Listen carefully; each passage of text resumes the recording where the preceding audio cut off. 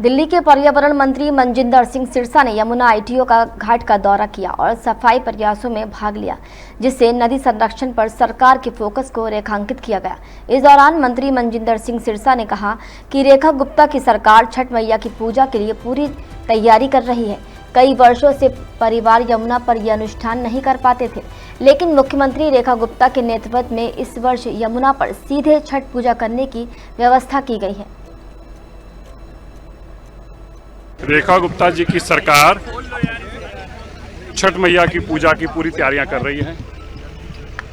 छठ पूजा में जो यमुना जी के ऊपर पिछले कई सालों से हमारे परिवारों को वंचित रखा गया था इस पूजा को यहाँ करने से, उसके लिए भी हमारी माननीय मुख्यमंत्री जी ने यमुना के ऊपर भी छठ पूजा की इजाज़त दी है। पहले मैं आपको दिखाना चाहता हूँ, पीछे देखिए, ये निर्मल यमुना जी हैं, ये वही यमुना जी हैं जहाँ गंदगी का ढेर होता था, बाहर होता था। ये वही यमुना जी हैं जिसकी सफाई में 10 साल अरविंद केजरीवाल जी असमर्थ रहे।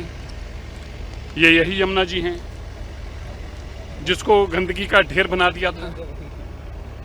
और हर बार ये कहा जाता था अगले 5 साल मुझे दे दो। रेखा गुप्ता जी ने नहीं कहा मुझे 5 साल दे दो, उनके 6 महीने और दूसरी सरकारों के 25 साल। तो यमुना जी के किनारे ये सफाई अभियान पूरे दिल्ली के अंदर चल रहा है, न खाली यमुना जी के किनारे, बल्कि जहाँ जहाँ भी छठ पूजा के इंतज़ाम किया गया है, भव्य इंतज़ाम किया गया है। माननीय रेखा गुप्ता जी खुद उसका निरीक्षण कर रही हैं, खुद मॉनिटरिंग भी कर रही हैं और सब जगह पे बहुत सुंदर सांस्कृतिक कार्यक्रमों का इंतजाम किया गया है। ये छठ पूजा उतनी ही भव्य होगी जितनी भव्य इस बार दीपावली थी।